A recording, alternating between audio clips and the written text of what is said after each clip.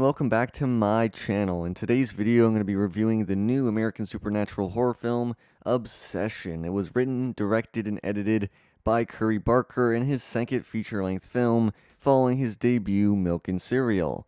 Now, the film follows Bear, played by Michael Johnston, who has a crush on his childhood friend Nikki, who's played by Indy Neverett. The setup is really a classical sort of monkey's paw tale. You have this character, Bear, who in his awkwardness is unable to really say how he truly feels about Nikki, and so instead he snaps a one-wish willow, this sort of toy that says it'll grant you one wish, and his wish is that she will love him more than anyone else. And he gets that wish in a very disturbing way, and in fact, she is sort of in a non-consensual codependent relationship then, and she's sort of taken over almost via like a demonic possession. And you would think this is like a really interesting concept for like a short film. And that's exactly sort of what I thought. So I had a little bit of hesitation in wanting to go and see this movie. I mean, I was drawn in by the concept, but I thought, okay, this is a filmmaker that's coming from the sort of sketch comedy world, sort of the online content creation world, and he's maybe stretching out something that really, I mean, it's a good concept, but I didn't know, like, with the runtime that it has of almost nearly 2 hours, if it was going to feel very stretched. But I think that what Barker does here is he masterfully paces the film and incorporates really strong doses of both horror and humor. And I think that's something that really makes this movie stand out. Now, I don't really have that much familiarity with Barker's work previous to this, though I did see his and Cooper Tomlinson's skit a while back of the sort of free sample thing, and I didn't realize that was them, and so that was kind of a funny thing I remember liking. But yeah, I don't really have that much familiarity. I didn't see Milk and Cereal, so this was my first dose of kind of seeing how he incorporates horror and humor, and I think it was really done in a very sort of playful and fun way, but also one that really helps sink in this sort of uncomfortableness of the movie. There's a lot of weird, awkward line readings that sometimes are deeply and darkly humorous, and then other ones that are really deeply messed up and scare you. And it kind of really alternates back and forth, and it feels like a really fun roller coaster ride.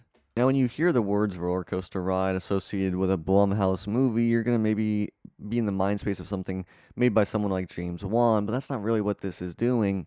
Instead, this is a movie that just keeps going into a deeper and darker place, a more uncomfortable place. Because even from the very beginning, we're in the headspace of this really awkward sort of young adult man who's really having a tough time of coming out with his feelings to this girl that he likes, and it's kind of awkward and weird, and so we go from that sort of awkward, uncomfortable headspace into him getting his wish, but in a really sort of sinister, twisted kind of way. And then you have that uncomfortableness and that awkwardness and that sort of deep, dark horror of what's going on really starting to unravel. And it is very uncomfortable to watch. And I am scared in a lot of the moments.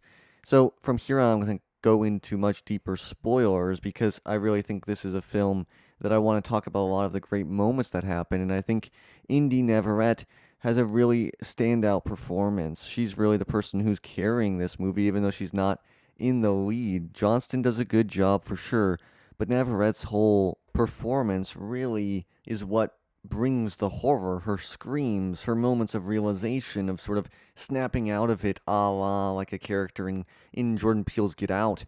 Those moments of realization are the most unsettling moments, the ones where we get a real sort of view on how Nikki is feeling about everything. The very first night when they're together, and she has that weird like moment of what the hell is going on, and she like snaps out of it, like out of whatever weird thing like haze she's under. That is one of the most unsettling scenes, and these moments are some of the scariest moments you're going to see in a horror movie this year, I think for sure.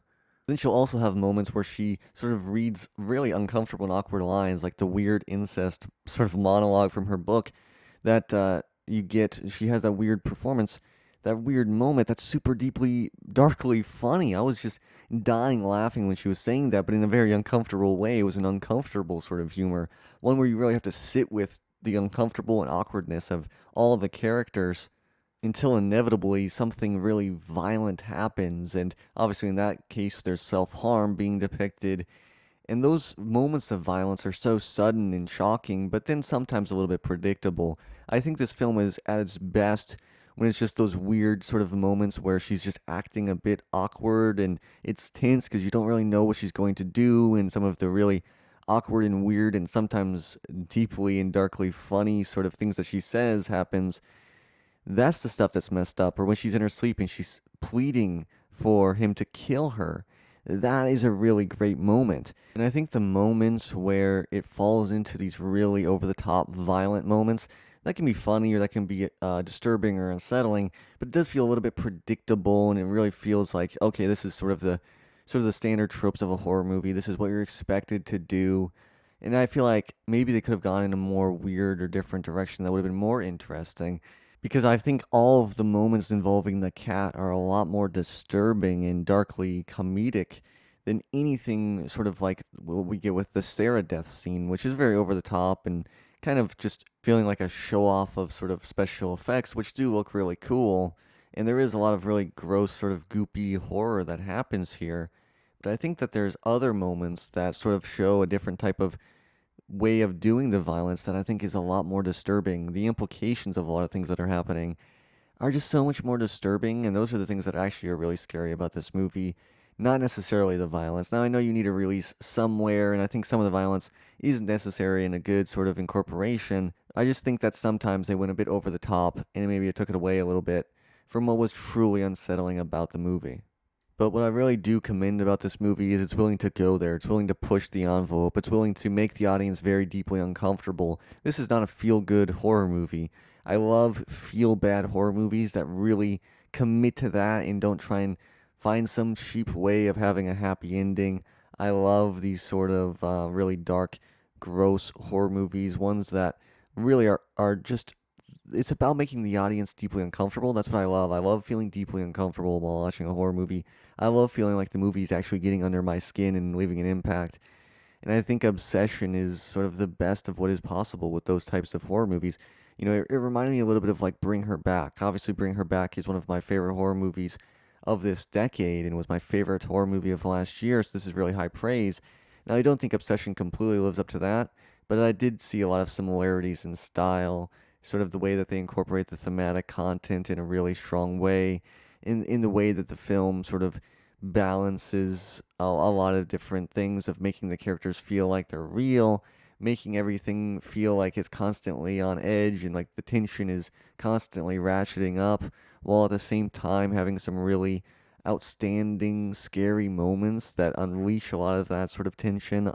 So I think that to me, Obsession is just a really good horror movie, one that's a great sort of feel bad, monkey paw, supernatural, sort of you get what you wish for type of horror movie that has a very simple premise that's stretched out in a way that's actually pretty compelling and very well paced. And I think this makes me really want to see what Curry Barker has up his sleeve next. And I hope he continues to incorporate the humor in a really strong way, because this movie is really funny. And I think that's definitely a strong element to it. And it really is a kind of movie that you want to go and see in the theater with an audience, or at least watching at home with friends. It's definitely one that, as a horror fan, I can recommend wholeheartedly to other horror fans, or even people that just appreciate a fun sort of ride that is also going to be deeply uncomfortable. That's the thing. It's a weird movie to completely describe, because I do think there's a lot of fun that can be had with the movie, and I was laughing a lot at times, but it's also a deeply uncomfortable and awkward movie at the same time.